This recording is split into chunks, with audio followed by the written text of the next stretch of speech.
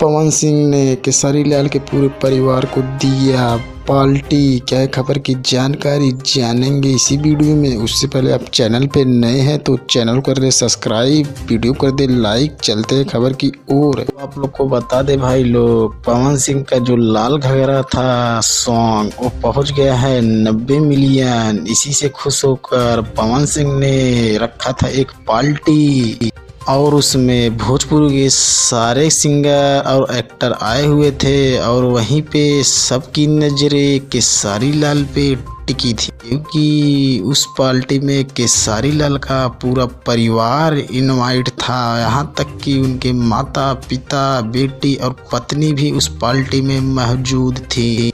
पवन सिंह ने उसमें कोई कसर नहीं छोड़ा। उनके स्वागत में बोले, ये मेरा पूरा परिवार है, दुश्मनी अब हो रही है धीरे धीरे खत्म।